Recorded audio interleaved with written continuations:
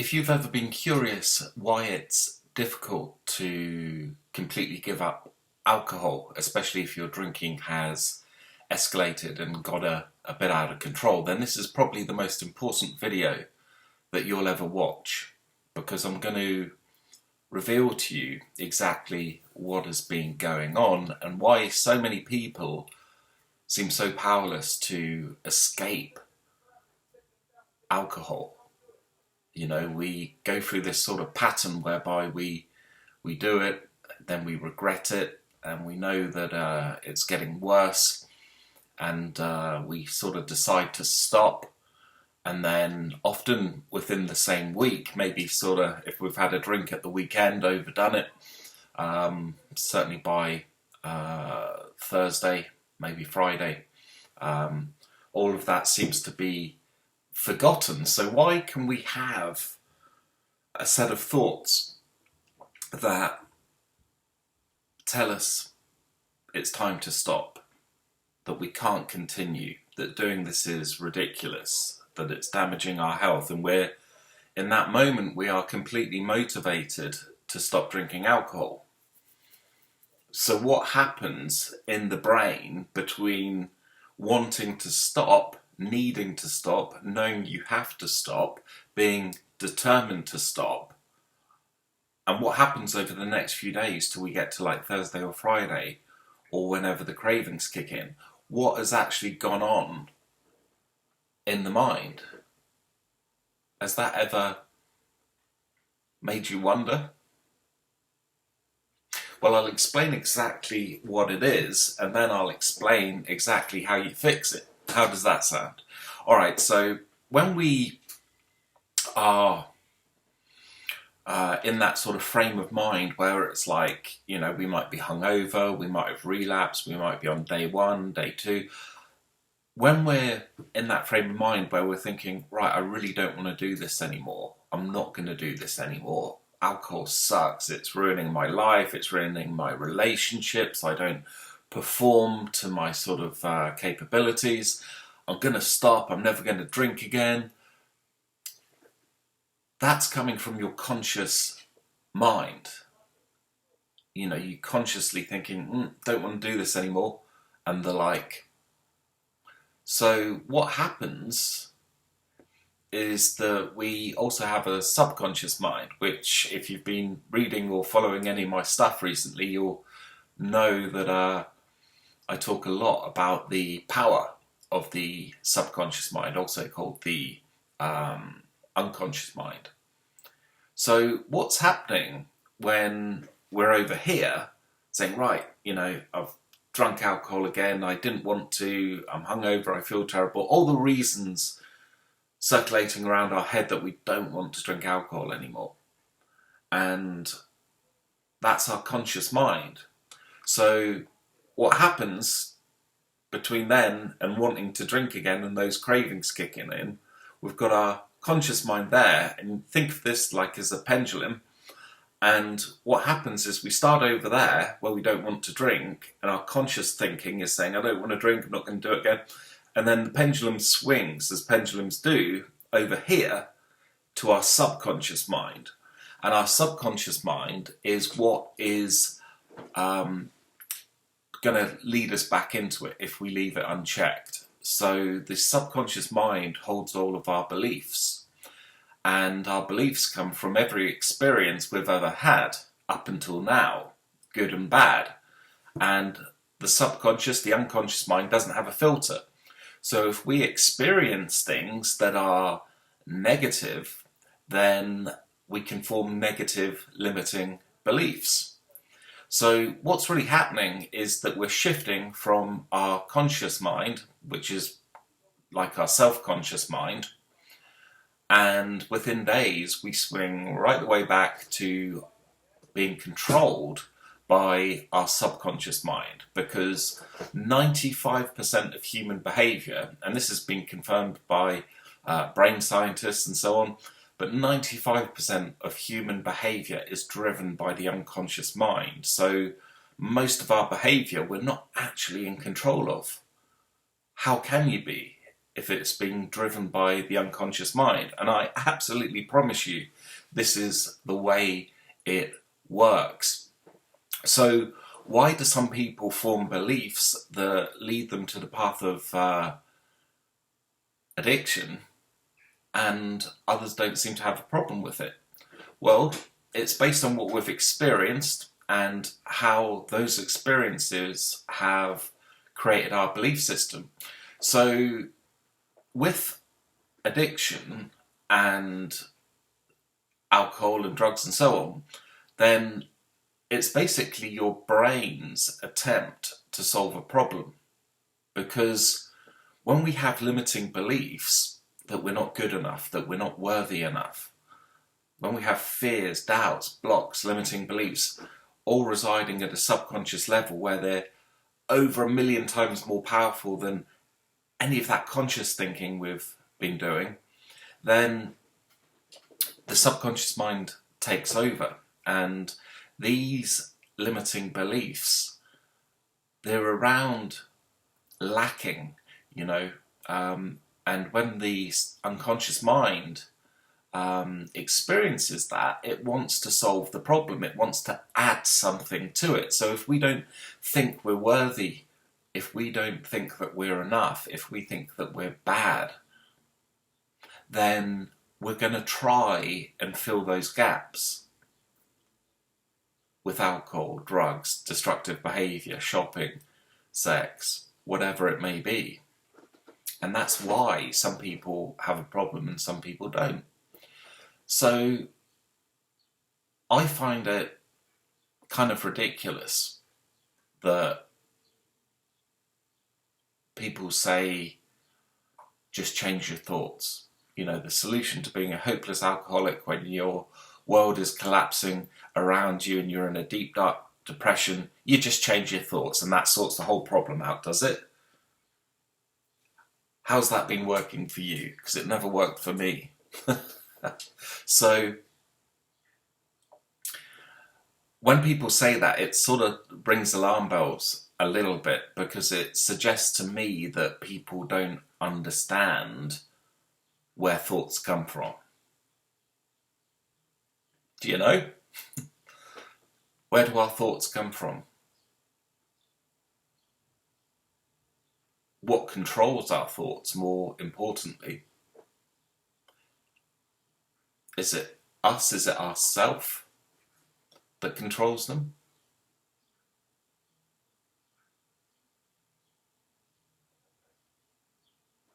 To a degree. So if I'm sat here now saying, right, still carrying a bit of lockdown bod, I'll do another session at the gym yesterday. I did one yesterday, but I'll do another one today. Is that my conscious mind or my subconscious mind in play? It's my conscious mind. And what do we know to be the problem with conscious level thinking? It's surface level thinking that doesn't last. So while 5% of my brain is saying, going to go to the gym today, do another session, that's 5% of my brain. But what if the other 95% of my brain and the unconscious mind has a whole raft of limiting beliefs in there? And my unconscious mind is proven to be over 1,000,000 times more powerful than my conscious mind. Which one's going to win? The one that's 1,000,000 times more powerful and makes up 95% of the brain, or the other one, the conscious mind, that is 1,000,000 times less powerful and only makes up 5% of the brain? Which one's going to win in a battle? Who's going to be victorious? It's the unconscious mind, so if I'm consciously saying, right, I'm going to go to the gym today, but my subconscious mind has limiting beliefs, fears, doubts, and blocks, such as, I never complete fitness programs. I'll look silly in the gym. I'll be self-conscious. I hate that feeling of being out of breath. Exercise doesn't seem to make a difference to my body. If we've got all those sorts of limiting beliefs, fears, doubts and blocks at an unconscious level, then it's pretty much futile, whatever it is we're trying to do at a conscious level. So, I use the example of going to the gym there. That conscious level thought could be, I'm not going to drink today. But what if your unconscious mind has fears, doubts, blocks and limiting beliefs around worthiness, around being bad, around not being enough, not being deserving? What if your subconscious mind doesn't believe it's safe for you to never drink alcohol again? That belief system is going to be creating a whole raft of thoughts that overpower the conscious mind. That's why people relapse. That's why people drink when they know and say they don't want to do it anymore. So the key for healing, we don't give up alcohol. That's speaking to your subconscious. It's telling them that you're doing without something that you need, when in fact you don't need it. So we have to investigate what's happened to us. And that will vary a great degree. What's happened to me over the last 46 years will vary massively compared to the next person. So it's always some kind of trauma. Now, trauma is a really extreme word. You think of like emergency rooms in the hospital when you think of trauma. It conjures up those sorts of images and thoughts. But trauma could be something that you didn't realise even happened, because it affects you at an unconscious level. And, trauma can be something like a car crash that's horrific and horrible, or sexual abuse, or something really nasty. And of course you're going to remember that. But it's more often than not, because if we experience things like that, then, we know the pain it's causing us and we try to address it. But what about the stuff we're not aware of? Because that's the stuff that creates the addictive side of things. It's that lacking. So when we have these things residing in our subconscious mind, they're an incredibly powerful driving force in terms of driving up to 95% of our behaviour. So trauma can also be things that we didn't even realise happened to us.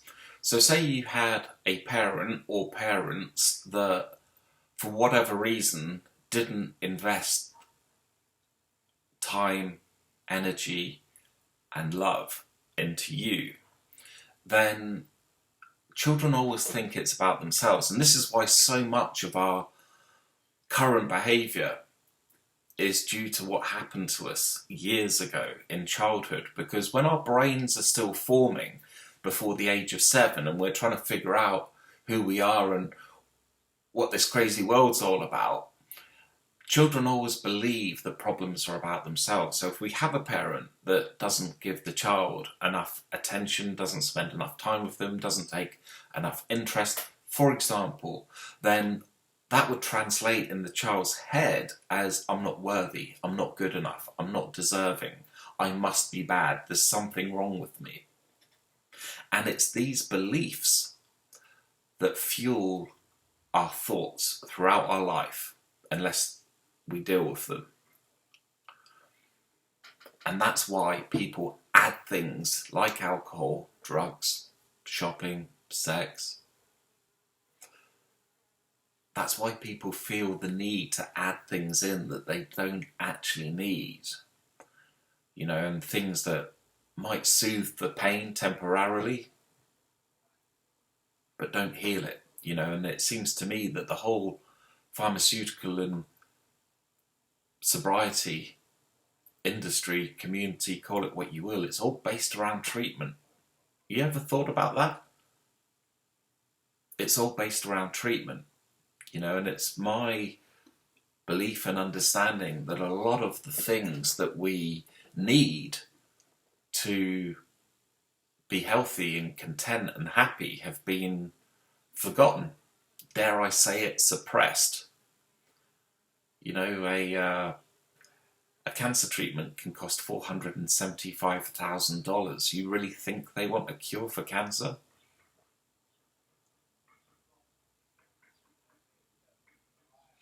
The alcohol industry, it's everywhere. It's normalized. It's seen as a drink, not a drug. And it's the most harmful drug on the planet in terms of harm caused, not just from sickness and fatty liver and liver cirrhosis and health problems, but in terms of the fallout that it causes, domestic violence, Friday, Saturday night, policing requirements, muggings, fighting, destroying families and relationships. It's the most harmful drug on the face of this planet. And we do well to take it out of the equation. So how do you take it out of the equation? Well,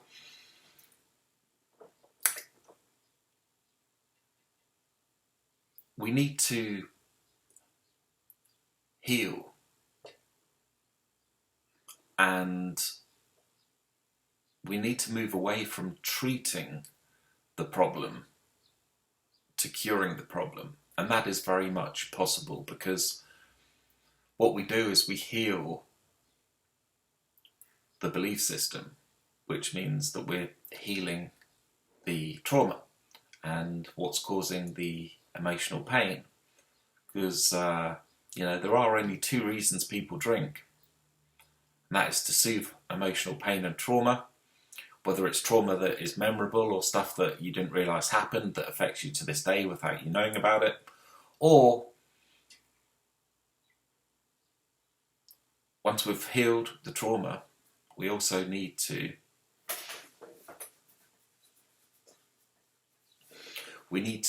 replace those limiting beliefs, those fears, those doubts, those blocks. At a subconscious level, we need to replace them with new beliefs, right? Because if you've got an unconscious mind that's got limiting beliefs that say not safe for you to give up alcohol, that you need alcohol, that socializing's not any fun without alcohol, all of those things that reside at a subconscious level are going to be a million times more powerful than what you're trying to do at a conscious level, a willpower level, if you will. That's where willpower resides, in our conscious mind. So this is why so many people struggle for years and years and years and decades, and no matter how hard they try, they simply cannot stop, because it's too painful to stop, because of all these unhealed wounds in our unconscious mind. So we need to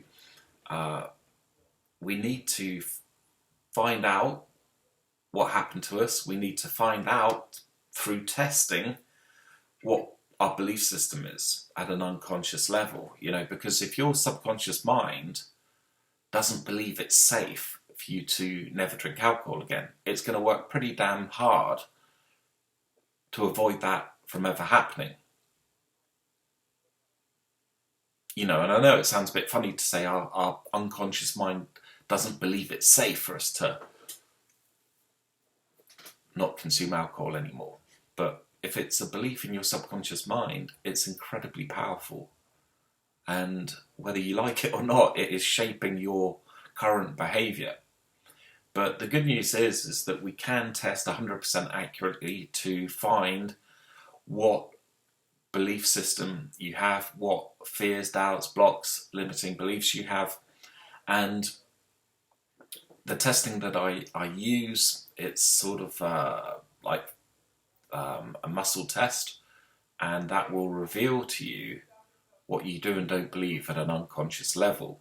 So if I were to do a muscle test on you to test the belief that you're ready, willing, and able to never drink alcohol again, and I muscle test you, I'd be able to understand whether you truly believe that unconsciously or not.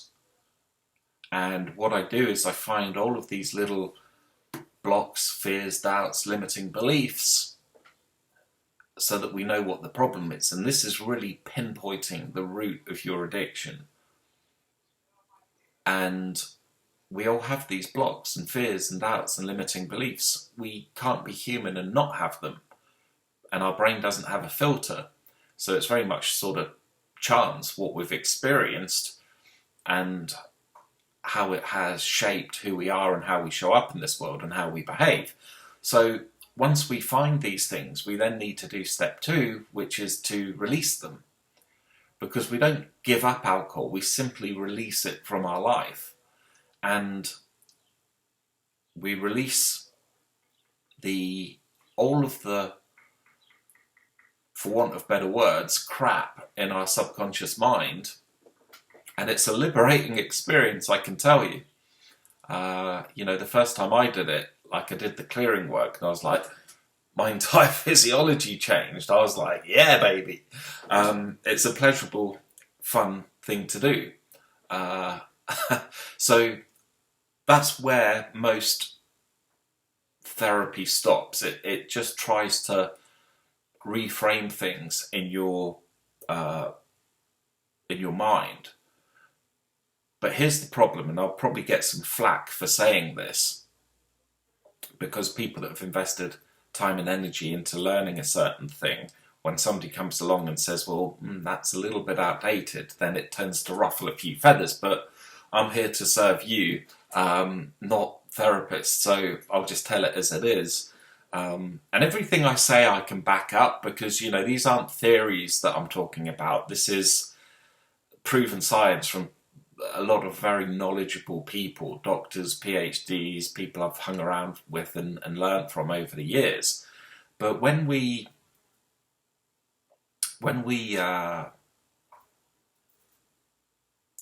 do this work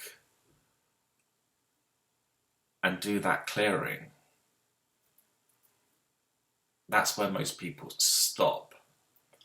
And it might help the problem, but what the unconscious mind really wants, because it doesn't know what's real and what isn't, it doesn't know reality from non-reality.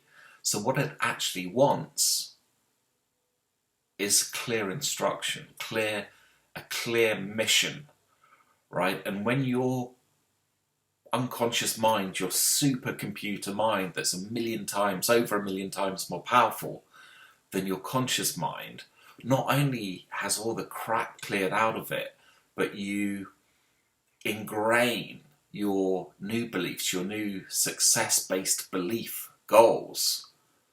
All parts of me are ready, willing, and able to never purchase, drink, or consume alcohol ever again.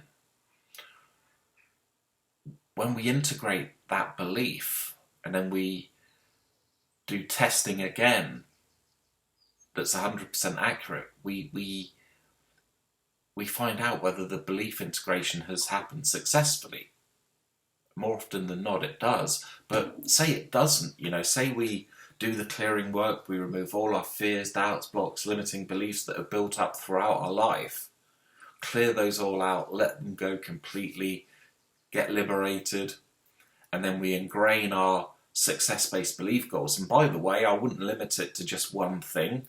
There's a common misconception that in sobriety communities, at least, that you should just focus on one thing at a time because we're not powerful enough or capable enough to do 2 goals at one time, which is just rubbish.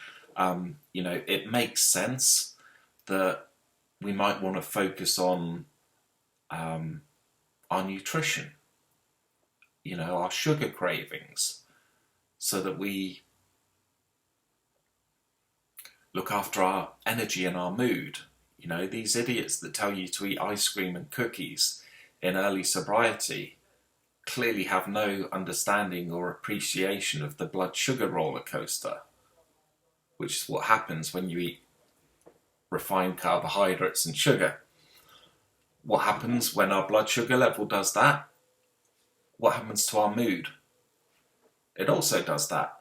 Do you make good or bad decisions when you're feeling terrible, when you're feeling angry, when you're feeling hacked off?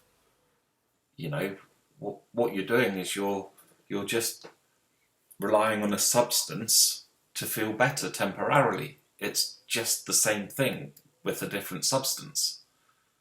You know, and diabetes, type 2 diabetes is going to kill you just as much as alcoholism might. So it's stupid. So what we want to do is other goals at the same time. So I recommend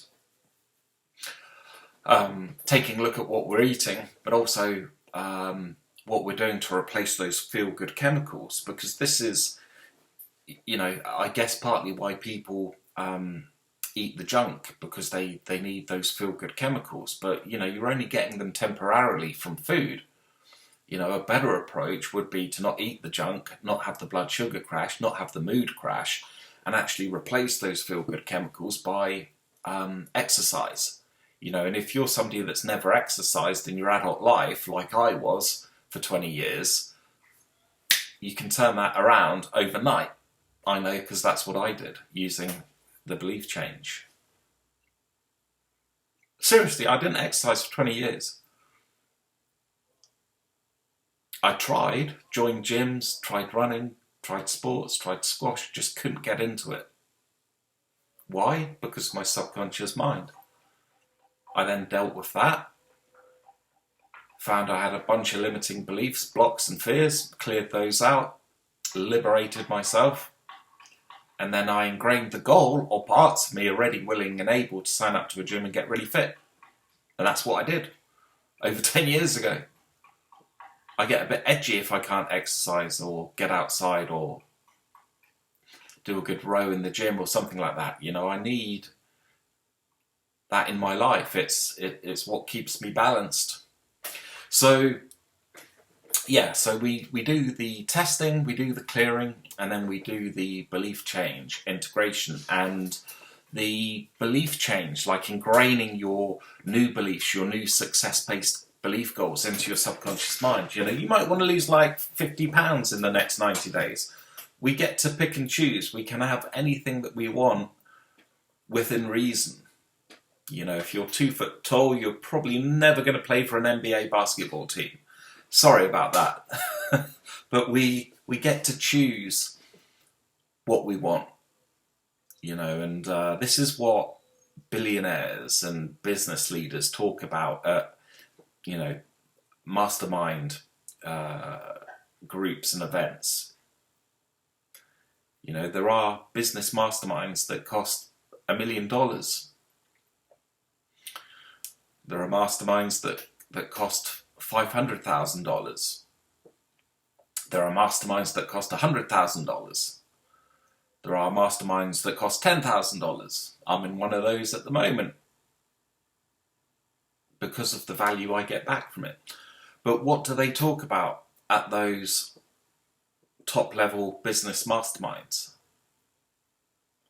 Mindset. Mindset, personal development, because that's the only thing left that can move the needle. You know, they've already invested in the best in the world, marketing, software, infrastructure. The thing that makes a difference is mindset. Whether it's somebody trying to solve a problem with alcohol or somebody trying to double the size of their business, it all evolves around mindset. You know, I'm not a massive fan of the word mindset, because why would I want to set my mind if it's set in the wrong way, which most people's minds are? You know, we can change our brain. You know, our body regenerates itself every 8 months. Every single cell, molecule in your body right now today will be different in 8 months' time. So we have the ability to change massively. And the reason that people struggle with change, whether it be alcohol, fitness, anything in life, the reason that people don't get what they want is because of the limitation of the subconscious mind. And that is due to what we've experienced up until now, and the reason that people drink is to soothe emotional pain and trauma. And that is based on our beliefs, which create our thoughts, which then create our feelings and emotions, which then control our behaviour. So unless you get the unconscious stuff sorted out, you're going to have very little control at the other end in terms of the behavioural level. But if you think, like, that's our subconscious mind, that's our behaviour over here in the world, what most people do when they try and release alcohol from their life or just stop, they do it at this end, they do it at the behavioural end. So they try really hard to change the behaviour, but the thing that's pushing that behaviour, like a megaphone, the root cause is never dealt with. And this is why we have a world of treatment rather than a world of healing and cure. You can heal an alcoholic by healing the subconscious mind. And, you know, there are things that are beneficial and helpful. Hypnotherapy never worked for me. NLP, neuro-linguistic programming, no. Affirmations is an interesting one, because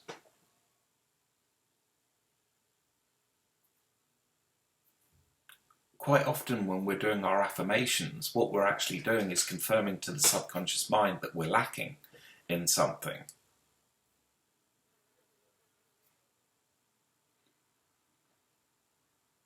You know, and quite often time we're doing the opposite of what we think we're doing, which is why testing's so important.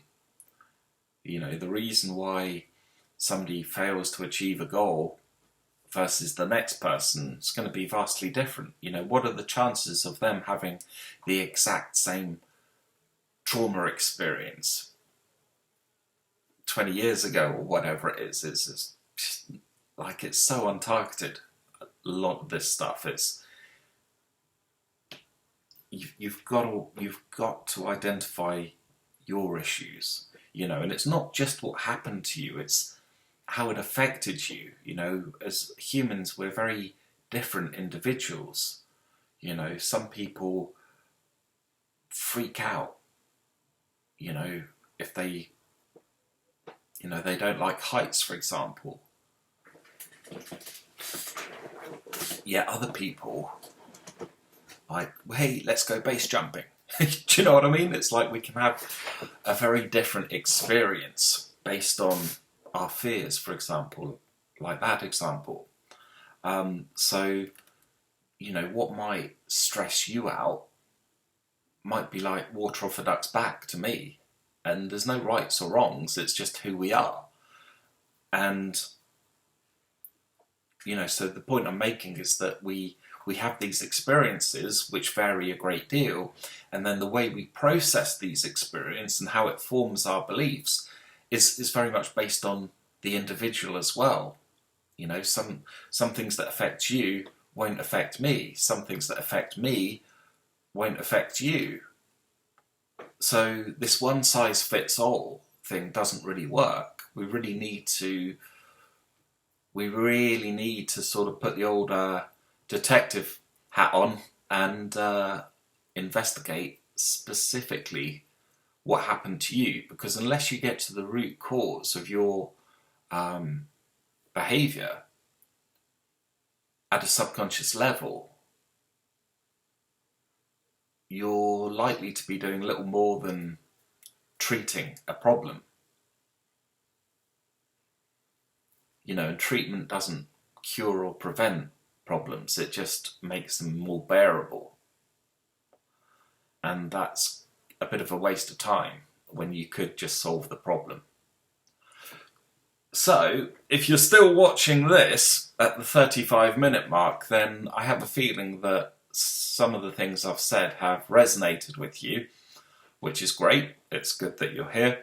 So I want to let you know that I'm opening up a 6-week program for 5 people, and I'm basically going to do everything that I just explained to you to release alcohol from your life successfully. And because I would like to get testimonials, because they're the lifeblood of any business, then as a introductory beta tester offer for those that are going to be joining the program, those 5 people, then I'm just going to give you an 80% discount. Super affordable.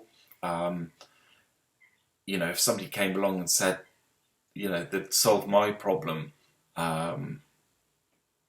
when I was drinking, I would happily pay the fee. The reason that there's a fee is because when you give stuff away for free, people don't value free.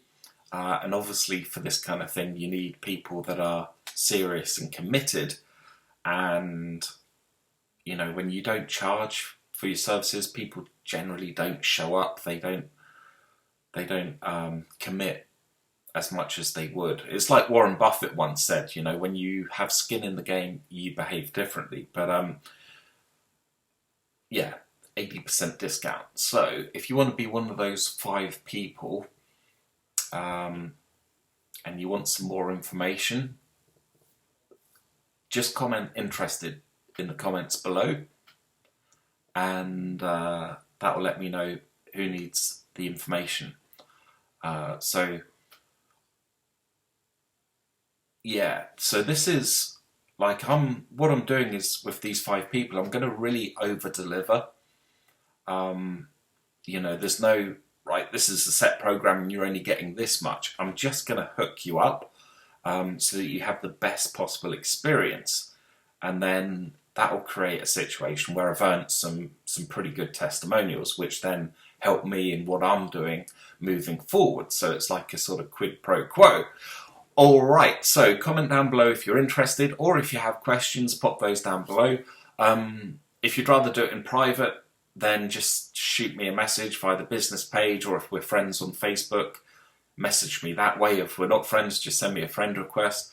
Let me know if you're interested. 80% discount for the first 5 people. And yeah, if I do it again, it'll be 80% more expensive, and I if there's more people, I might not be able to give as much, because you know, you really need to put your heart and soul into these things. So yeah, if you'd like the information on the 6-week sprint, as it were, where I just take you from wherever you're at right now to where you want to be, smashing your goals, releasing alcohol, whatever it may be, then you know what to do. Comment down below so I know who needs the info. All right, I'll speak to you soon. That was a bit of a long one. I wasn't intending it to be that long, but you're still watching, so obviously resonated with you, so that's cool. All right, let us know if you're interested in the 6-week program, the 6-week sprint, belief change integration, freeing you from alcohol, and smashing some other goals that help you solve a lot of the problems that we face in early sobriety. Those can all be taken care of, whether it's sugar, cravings, feeling down, boredom. I've got you. It's nothing I haven't been through myself before and overcome.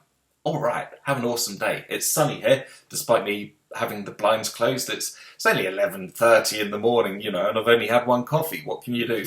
All right, I'm going to have another coffee and then probably go for a little cheeky surf this afternoon. All right, take it easy out there. Peace. See you in a bit.